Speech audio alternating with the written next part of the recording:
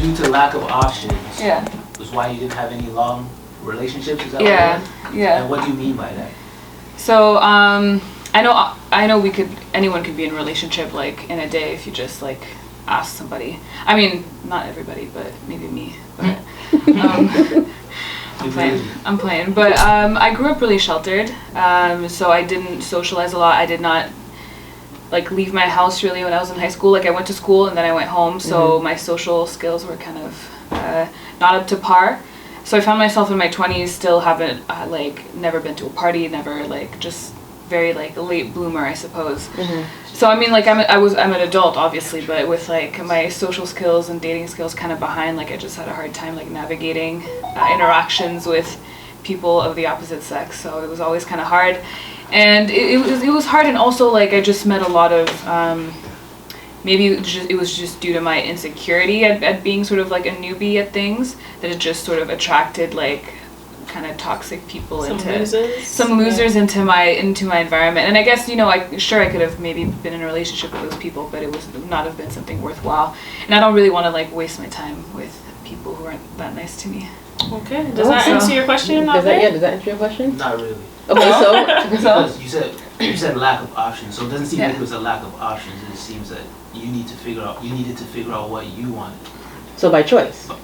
No, but she's saying pretty much the choices she had were not options for her. Yeah, like she had nothing else to look at. If I may interject, like I'm not gonna say she should have been a hoe, but like she didn't experience enough. That's how I feel. She didn't go like because she was there's sheltered? A million guys out there. There's a million girls out there. You know what I mean? I'm not gonna say you date everybody, but you gotta go out there and date. But that's why she's saying she was sheltered. No, I'm not saying be intimate with, but date. And then you start to understand and experience a different type of people out there, and then you'll be able to. So I think that the more sheltered life you live, you find out more about yourself, and you find out. This is my opinion. You find out more about yourself because you get to learn what you like and dislike, not because you base it on how people. No. But you get to learn and dislike what you like from having experience. I agree, but then also learning about yourself, you know what you would want in a man. So you're saying sheltered life would let you learn about yourself, so that when you're out there, you would know what you want. You learn by experience. That's what I'm saying. I agree, but also to a certain extent. Like if I have an idea of what I want in a man, it's based on certain things that I like. And I took the time to find out what I like. But how do you know what you like if you haven't tried it? Because what if you want? People say you want a guy that looks like. You know how people say they want? Yeah. They want a guy that is someone that like your dad, because it's probably you spent a lot of time being sheltered at home with your dad, so you want someone to match his personality. You like his personality. Yeah. That's what I'm basing it off of. Compared to you going out and meeting all these bums, then you're like, you know, I don't like this guy. I don't like this guy. I find that it's also a waste of time because you're spending so much time dating all these losers and giving them so much time of your time. But you don't know if they're losers if you never even dated them. I just think, okay, so yes, you do learn by experience. And the whole thing about like knowing what you want if you grew up sheltered, what I'm gonna say is I'm set in my ways because I've been the way that I am for a long time. So I know what I like in the terms that, you know, it's hard for me to like deviate out of my norm. New experiences are kind of like harder for me. Like new things are kind of like scary because I'm just so used to doing the things the way I do them. Right. But I was gonna say something else, but now it escapes me. But pretty much you lived a sheltered life, right? So you didn't have that experience, which is what you said originally, and you not having that experience led you to not really dating a bunch of people or having different social lives and things like that. Yeah. So me personally, I feel like if you live a sheltered life, eventually when you're unsheltered, like a bird that is caged, okay? Like when a bird is caged, they are in that cage, but when they want to come out of that cage, if you open that, they're flying free. You get what I'm saying? A bird's gonna fly away, not stay in that cage, because now you have the freedom to do so, right? So I think if you're growing up, and as you grow, and at obviously the appropriate ages and things like that, you go out and you just, you know, talk to people, date, do all types of things, and then you know eventually what you like from what you don't like. And that's me personally. Like you have to. How do you know? Like, you get what I'm saying? Like, for example, like I said, how do you know you don't like a certain food if you never tried a certain food? You get what I'm saying? Stuff like that. So. Well, like for me, like I just know, even though like I became an adult, it's not like my mother's behavior changed. You know, she was still like super paranoid, and like for a Caribbean parent, 18 doesn't mean shit. Yeah, you could be 50. You still be 30 something, and they'll still tell you can't make porridge properly. Right?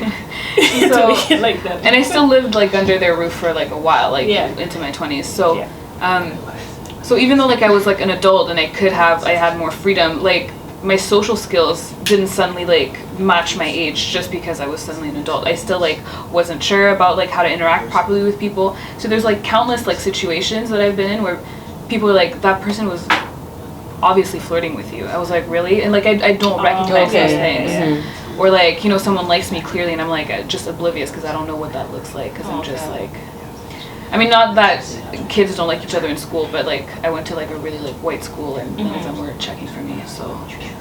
Okay, so it goes deeper then, you know? Yeah.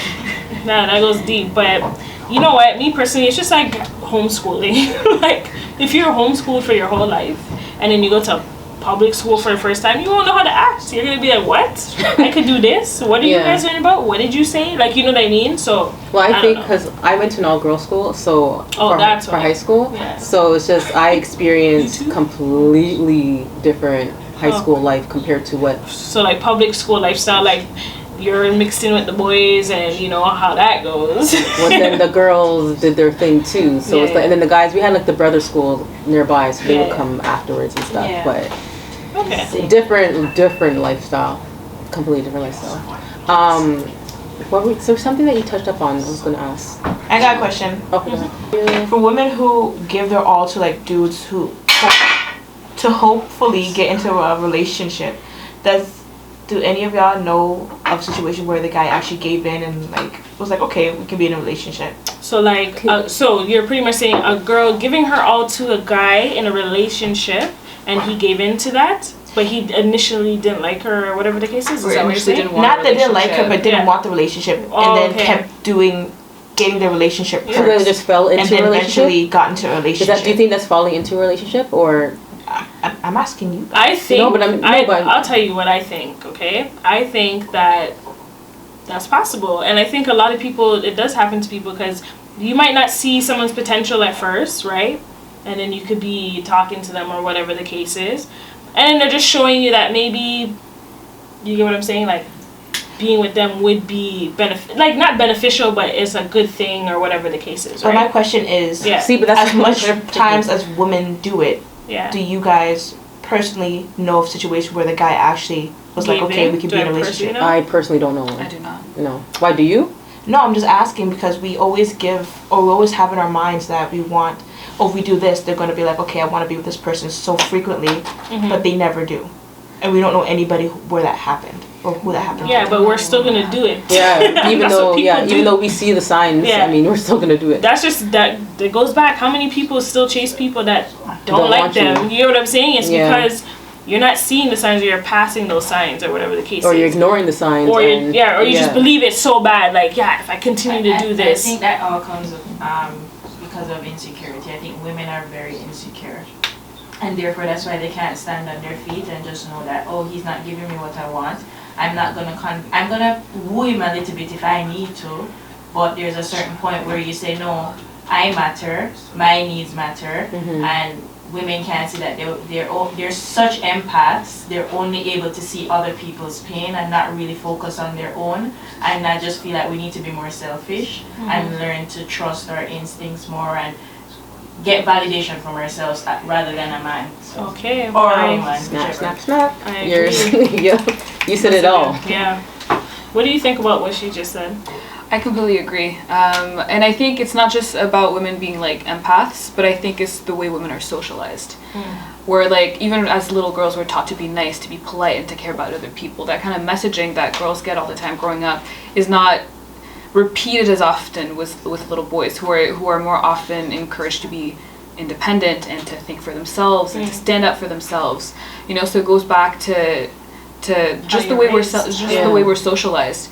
And that's why you have like women who like are polite to people who are like harassing them on the street because we're just thought to be polite above all else. And we don't want them to. We don't want confrontation. to act up and kidnap us. That too. Or do some nonsense. Yo, you want me to tell you something? I bet you the guys might feel offended, but there's a question asked, right? And I can't remember where I read it, but it was somewhere on Instagram or whatever the case is, right? And it goes, they're asking females in a post, what would make you feel safe, right? And they're like, it sounds dumb, but they're like, if guys didn't exist or whatever the case is, right? Now listen to her reasoning. So they go, why? You need guys obviously for a lot of things, right? So she like what? Yeah. Like what? Should I say it? Yeah, name a few. Okay, well, use your imagination for a lot. And just guys are just, there's a lot of guys are just like, come on, let's be honest. Like, yeah, we're just joking. Go ahead. Right? But anyways, so they go, why wouldn't you want them to exist? And they're like, we would feel safe. That's what was said. We would feel safe. So that sounds, everyone's like, what the hell? So then as you go deeper, it's like, what would you be safe to do? Would it be safe to walk outside late at night and stuff like that, right? It was just like, I just thought it was deep. I was like, holy crap. That reminds me of a quote I heard a long time. I heard this quote, I don't know who said it, but it was like something like, when you ask a man what he's most afraid of, he says being humiliated. Mm-hmm. Or what scares you most about the opposite sex, men would say like being humiliated or laughed at by a woman. Yeah. And when you ask a woman, like, she's scared of being hurt, like physically hurt by a man. So it just puts it into perspective. Yeah. Mm-hmm. Speaking on that, I had a question for some of the guys in here, if you don't mind answering. When you see a lady being harassed in public, do you say something or do you mind your business? That's a good one. Or do you record and send it to World Star? Me being me, I'm on my business. Oh. But on the same speed, like, verbal altercations is a different thing from physical altercations. You know what I mean? So I'm not gonna see a man like boxing her up, or I ain't gonna lie, I might see him drape her up and not say nothing, because again, I don't know the depth of the relationship, but boxing on them thing, no, I'm not gonna stand for that. But verbal altercations, hey, that's all them. They could be two strangers. It could be you know what I mean? Like, who am I to get involved? But it could be two strangers. She met him this night and tell him to get off her back. Can I? I'm gonna add something to that. Just a little caveat to it. In most cases, you would think the correct answer is to interject in a situation like that. But given his answer, you don't know the background of that. Now, I said all that to say, there was a story where my aunt's, somebody, I think it was my aunt's friend, whatever, he stepped into a situation like that to separate the fight. And as a result, he died. Oh, wow. So sometimes, you need to mind your fucking business. Because he ended up getting stabbed and lost his life for two people he didn't know. Wow. So you need to be very probably remain together after the fact. Exactly. So sometimes you need to just know when, hey, I don't know the dynamic of whatever. It's different now if you see like a little child, or not a child, like a teenager, little girl getting manhandled by somebody who looks like a grown man, then okay, yeah, you want to step in and interject. But if it's two grown people fighting, you don't really know what happened there. So you may just have to just say, hey, go about your business. So what about those, forget relationships, you don't really know the two people or whatever it is, but let's say that you witnessed the incident happening from the beginning, where she's walking and he calls to her and she says, she doesn't answer him or whatever it is, or he tries to reach out to her and she says, don't touch me. And I feel like sometimes that happens because men don't know their boundaries. They don't know that we're not tangible objects that you can just walk around and touch. So in that case, I'm gonna ask, at what point do men correct other men for bullshit in front of, you know, the world, instead of like, oh, I won't say nothing, but I'll probably message my dude, or I'll tell my brother, yo, we're not supposed to do that. What about when we're in the position, in the moment? What do you do? Anybody around me, all of my friends, they know we don't touch. We don't touch. You don't touch people. You don't touch man. You don't touch women. You don't touch people. You shake hands. You give them a bounce. That's about it. In regards to the aspect of that too, women now, I'm not gonna say you have to make it be known, but if you give him the silent treatment, then he's gonna continue. You have to understand that. But if you turn around and you tell him like, yo, bro, done it. It's done. Like, no, I'm not interested. But sometimes it's the true pessimist. Yo, man have egos. Man have big egos, right? So sometimes you have to pull someone aside and talk to them, because if you draw someone up in front of a crowd, their reaction may not be the same as it would be if you just draw them privately and told him. Men have big Because that's embarrassment. That would be embarrassment. But what you're saying, the type of man that would react in that manner, fragile egos. Fragile, yeah, 100%. Okay. Any real man would know that not every girl you want to talk to wants to talk to you. Yeah, I just think some people just take rejection. I think it's easier said than done bad. for a man. I mean, I think they take I think anybody takes rejection hard, but a man just would take it. Maybe also depend on the environment that they're in. Like at a club, they'll be embarrassed. But I think men take humiliation completely different from women, or rejection. Yeah. Guys take it to heart. But I'll tell you this, because I'll tell you a real true story, okay? So one of my friends now, she's like, yo, I hollered at this guy in Instagram. No, he hollered at her, you know, with some little slick ass line like, oh, I'm so lucky that you're in my DMs, or some nonsense. Mm-hmm. Long story short, he goes, where do you live and stuff like that. She's like, oh, I live out here and blah blah blah blah blah.